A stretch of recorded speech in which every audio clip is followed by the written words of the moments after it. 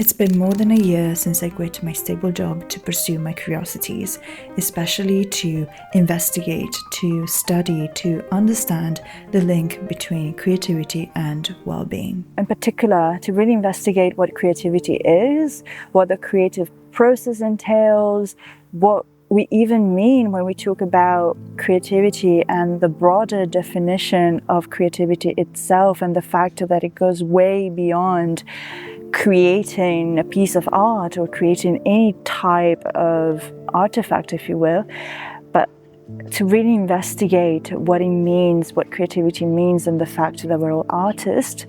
And aside from it, I was really interested in investigating how being more creative and injecting more creativity creation, this energy that rests within all of us, how investing time in cultivating that can actually improve your life for the better in so many different ways. And I'm not just talking about mental well-being, but also how it can fundamentally change your biology. So in this case, we're talking about creativity and health span, creativity and longevity, the impact of arts engagement, of engaging in creation, but not only that, really approaching life through this lens of curiosity and exploration can truly change your biology down to your DNA for the better. And so I started following this curiosity of mine, and I started to pick up books related on the subject. I started to read journal articles about it, and there was this specific problem that I was thinking about in my investigation of creativity. I was thinking, if creativity is so good for us, then why is it so difficult to inject more creativity, more creation into our day-to-day life? And how can we change that fundamentally? How can we become more creative in our day-to-day life? How can we then start from that and actually change how school is built and the fundamentals of schools, for instance, and institutions? How can we take that same philosophy of living a creative life, and how can we inject it into the systems that we orient ourselves with? And so I embarked on this journey, and at the time I didn't know what it would come out of it. I really didn't know. I had my North Star and I had a vision for the kind of world that I wanted to create, but I didn't really know where it would lead me. And so things started to fall into place and to change slowly when I began reading the book Flow by Mihaly Csikszentmihalyi. He's the father of flow psychology, and he wrote this book, Flow, The Psychology of Happiness. And that's when I really started to dig deeper into what flow is, and especially what creative flow is, and how that could be an answer pretty much for injecting more playfulness and more play into our day-to-day life. And so what I discovered and what Csikszentmihalyi stands for is that a fulfilling life is about repeatedly entering the flow state. That is one aspect of a very big aspect, actually, of what makes a life worth living. And fundamentally, what entering flow and being in flow actually means is you are completely absorbed into an activity of your choice, into an activity that really fulfills you, it is intrinsically motivating for you. You would do it no matter what, without any kind of external conditions. You would just do it for the sake of it. And so based on that, and based on the wisdom contained in the book Flow, I then decided to build a tool that I eventually called Lumino. So a web platform that literally creates the right conditions so that you can increase your chances of entering the flow state and thus injecting more playfulness into your day. So the idea of Lumino really is to really focus on the creative process and actually on doing something without really knowing where it can take you when it comes to a goal, when it comes to the outcome of that activity itself. It's more about focusing on the process, on the creative process, and what actually the kind of feeling and the kind of lightness that the creative process can actually give to you and can actually bring out of you. And so I created this 7-day series. This is episode 1. And in the 7-day series, I'll basically be doing a different activity each evening in this case. And I'll walk you through the Lumino method, and we'll see together how my state changes and how to inject more playfulness and inject more creativity, even in small doses, into your day-to-day life in a way that doesn't feel like you have something else that you've got to do. You have yet another thing to tick off. You have yet another goal to achieve, but more so like it's about creating the right conditions so that actually we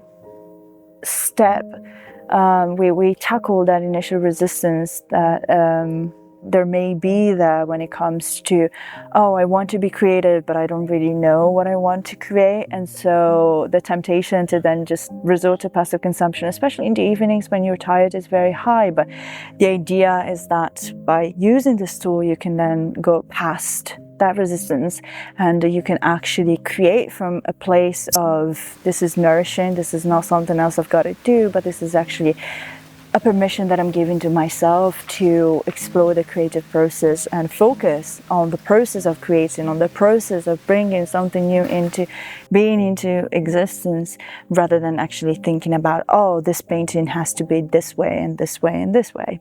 So now let's actually get into the activity, and let's actually bring out the platform I created. So the first thing that is really important to define and to get clear of when we actually want to, inject more play, and this sense of playfulness, of spontaneity, which is not necessarily being silly, or it's not necessarily being childlike.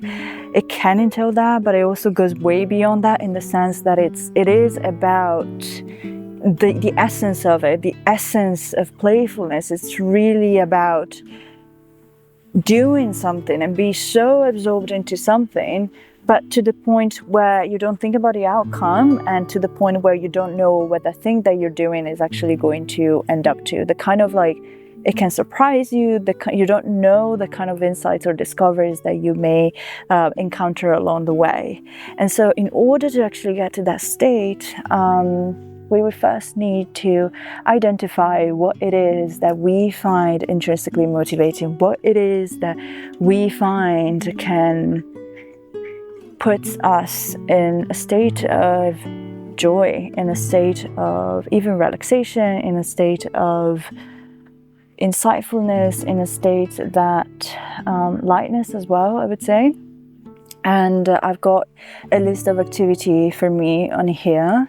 What I'm going to pick this evening is specifically painting, gouache painting specifically. And the reason why I'm picking this one for this evening is because, well, I haven't done gouache painting in probably since I was 13, so way more than 10 years ago. But even then, when I was doing gouache painting, if anything, it was at the service of something else, right? It was to get a grade in school, it was to perform, it was attached to a specific goal, because most likely it was because I was doing it in school in art classes. But again, here we're not focusing about the outcome, we're actually focusing about how can we think about the process in a way that it creates the conditions for us, for me in this case, to experience flow. And so now that I've picked gouache painting, the idea is, okay, thinking a little bit about how I feel about the activity. Well, I haven't painted with gouache painting, with literally these same exact paintings. These are probably 15 years old, so I haven't painted with these in 15 years basically, and I just found out about them really randomly. And so I was like, I don't feel quite confident. Like I don't feel, because again, there's always this tension. We feel like when we create, that we've got to be good at something, right? We've got to have a certain level of skills to be able to even give ourselves the permission to create. I feel like so often. And so if I were to think about the kind of skills, or not skills, but the kind of how I feel about the activity is, well, I haven't done it in a long time, so perhaps I feel a bit apprehensive. Perhaps I don't really feel like, I don't really know like where to start, right? There's a little bit of resistance in that I'm acknowledging.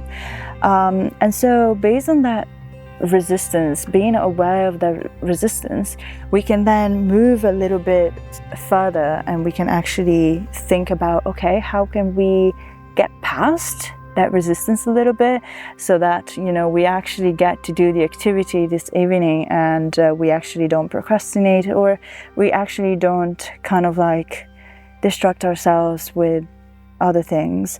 And so the question now is, what am I going to do, right? I've got the activity, but how do I actually get into doing the activity? I've got a little bit of resistance. I don't really know what to do, where to start. How do I actually think about the process without focusing about the outcome? Am I still a bit unsure about my skills? But it's not about the skills at all, right? So how do we get past that resistance in a way? And so I have a few ideas. So a few days ago, I was actually just going through my books on my shelf, and I remembered about this little booklet. So it's a dictionary of color combinations. You basically open the booklet at random and you find so many different color combinations of all different kinds. And I was thinking about this activity this evening, and I was like, why don't we use this? Why don't we open this booklet, right, at random, just completely at random, and whatever color combination comes up, then we're going to use them. So this is basically part of the intention that I'm setting for this evening activity. Rather, an intention is an intention, but it's also a kind of challenge that I'm in a way setting for myself, knowing that I feel a little bit resistant and I don't really know where to start when it comes to gouache painting. And so this is one of the challenges that I'm setting. The thing that I'm going to do is, I've just walked past these beautiful yellow flowers that they've just bloomed, and they are in my backyard here at home, and I feel very drawn to them. And I was like, okay, why don't we first draw maybe 2 flowers with my pencil, but the caveat is that I'm going to draw them on a single line. And as I was actually inspired by this by a TED talk that I've come across recently. I didn't even watch the TED talk. I just read the title of the TED talk, and it was just like, you should just, you know, draw without ever lifting your hand from the paper in front of you, basically, that you're drawing on. And so I was like, okay, this sounds really fun.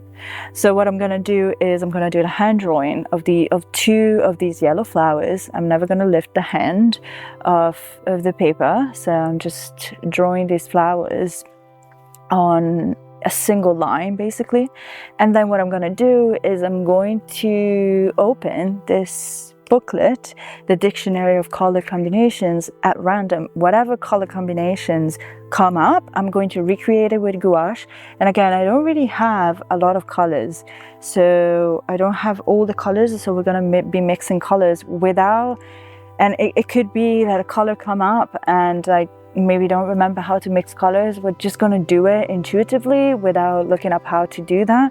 So we're just going to do all of this intuitively, and this is going to be my activity for the evening, really. And importantly, to wrap it up, it's also important, once we've got the challenges established, the little challenges established, that we, you know, are going to make this process more playful, then what we're going to do is, we're going to decide a little bit when we're going to do the activity so that we actually do it.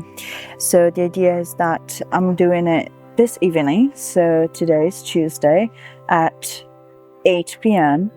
And it's after I've had dinner and after I cleaned up, and I'll commit for 30 minutes to begin with. And again, this is just so that we have in our mind we create a specific image. That is why it's so specific. We create a specific image in our mind in order to, so that we know exactly, our mind anticipates the moment when we're actually going to be engaging in this activity. So it's more likely that we're actually engaging in it. And then hopefully the challenges that we set for ourselves, they make it quite interesting, and they make it quite, we start to look forward to the activity, right? Because of these little challenges. So I guess without further ado, we can thus start the activity. So throughout my life, creativity and art and creation more broadly, it was always at the service of something else. So it was at the service of getting a high grade, for instance, to get the approval of teachers, of parents, of peers. So it was always, you would always engage in art and creativity because you had to obtain something different. It was not to get absorbed in the creative process. It was not for creating for the sake of creating. It was always attached to some sort of performance as well, to some sort of other goal that you had to accomplish as you were doing art, as you were doing or practicing creativity. And so there was never a focus on the creative process and what it means as well to be creative, more broadly, what it means to approach life with more of a creative attitude, which basically means to approach life with curiosity and to approach life with this heightened sensitivity towards the world, a heightened awareness towards the world. But it was always about the creative product itself. And I also remember, this is also related to it, I remember a music teacher that I had when I was in middle school. I must have been 12 or 13 years old, and she literally said to me that I was not gifted at playing the piano.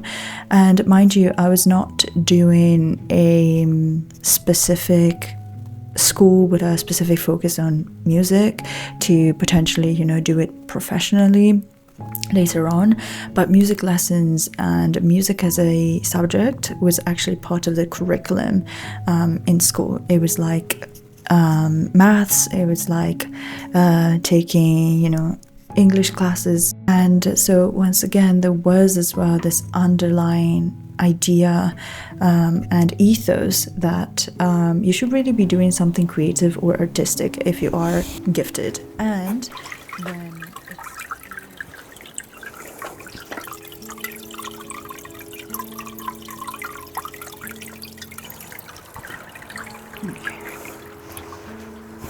Okay, so now we've got the water, and then we've got our drawing there, and now it's basically time for the second little challenge. So I'm gonna prop the water here, which is to just decide on a color combination, but we're gonna do that randomly. So I'm going to actually open the dictionary of color combinations and see what comes out. So, and those will be the colors that are actually used to finish off my painting, basically. So let's see.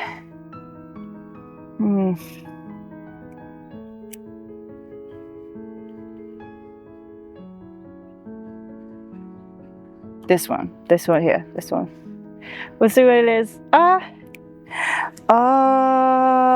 Nice one. Okay, so we've got two different color combinations.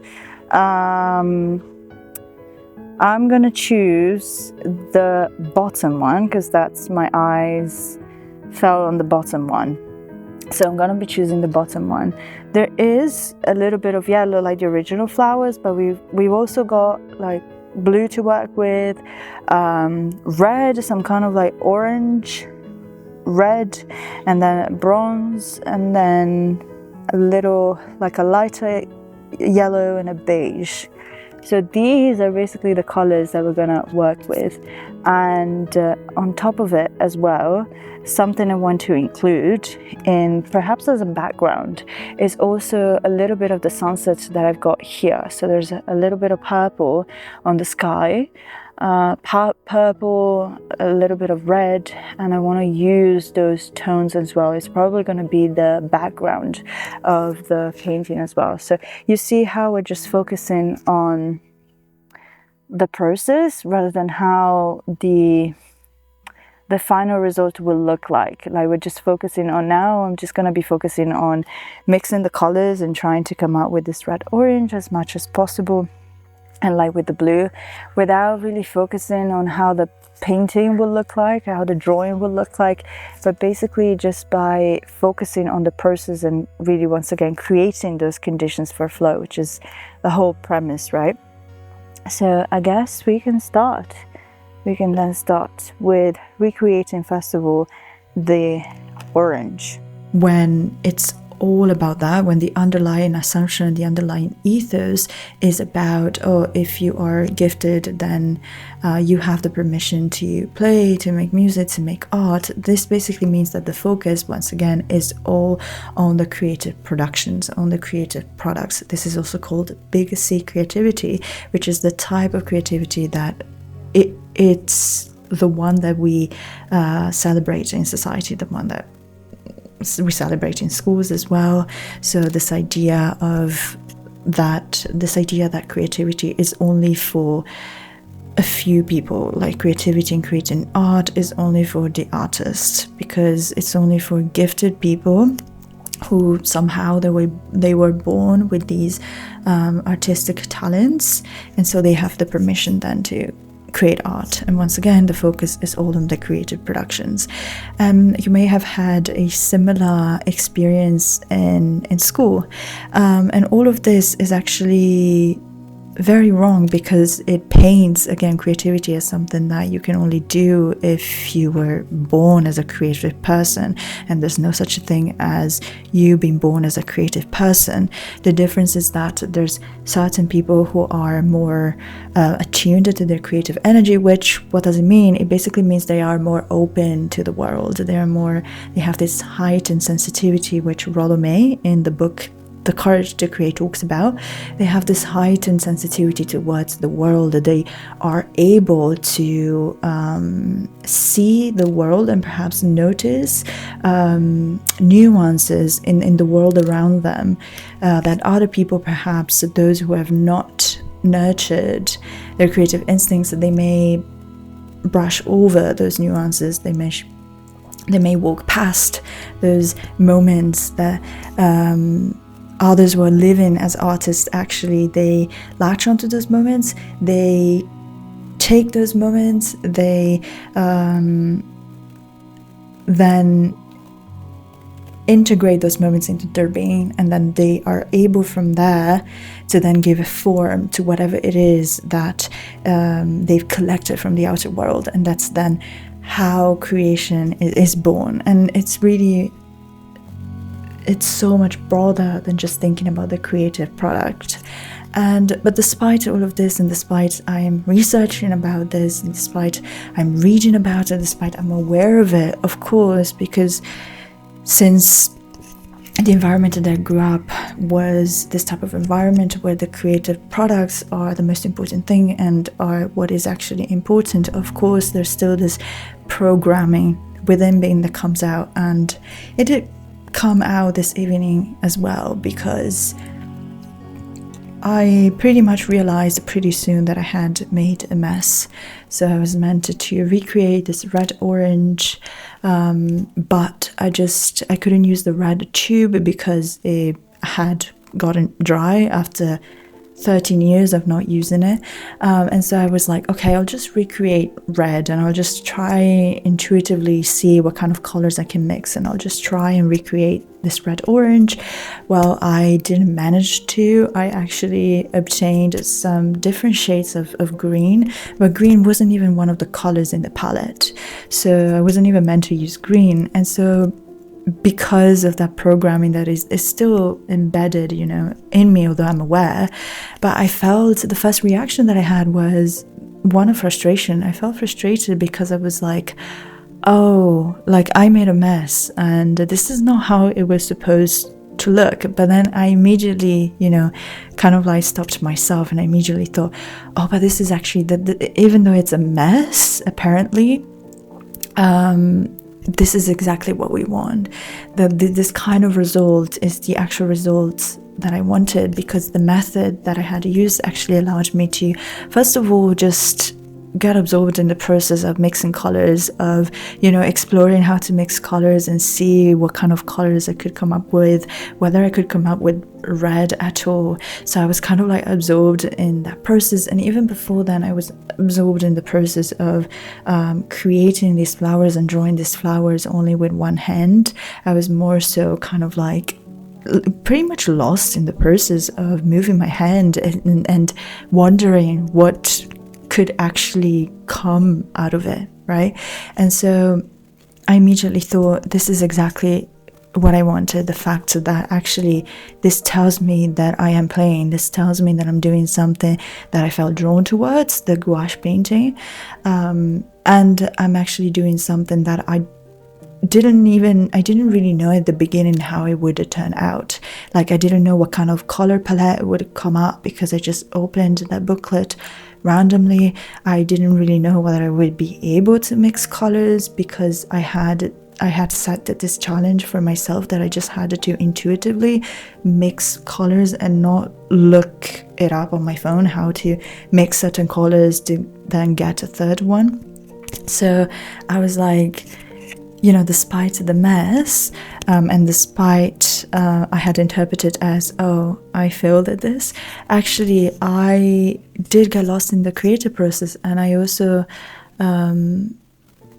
I did have a laugh with myself. I was having a fun, and the situation was quite funny too, and so it kind of like enlivened my spirit, and I felt so much more alive after that.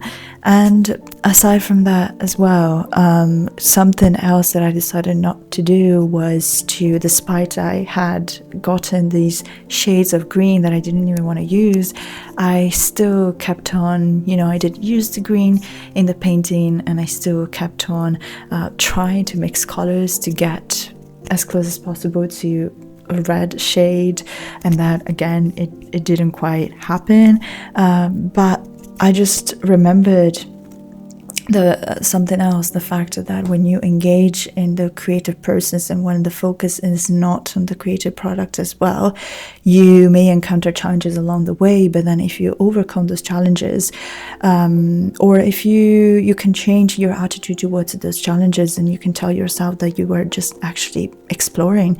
I was actually creating and trying to create this red color, right? I was just playing with colors. If you change even the attitude towards it, you build resilience. You build this internal sense of resilience that you can figure things out, and you can as well change your attitude towards certain things and such situations. And this has a ripple effect. It can translate right to other areas of your life, and this is actually something that author Daisy Funcourt talks about in her book Art Cure: The Science of How the Arts Transform Our Health.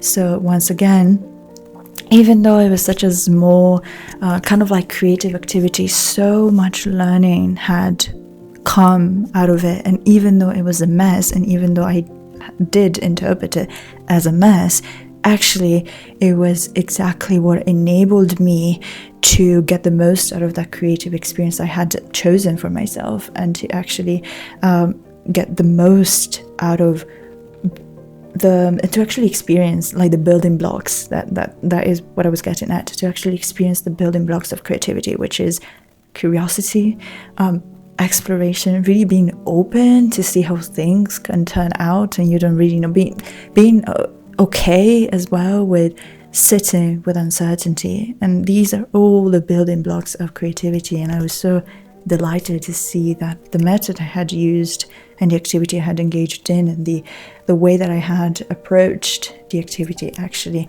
made me get into the flow state, and made me focus as well on the building blocks of creativity. And actually what it means to inject more aliveness into our day-to-day life. And now I'm actually so excited to see how episode 2 will unfold, and I hope to see you there.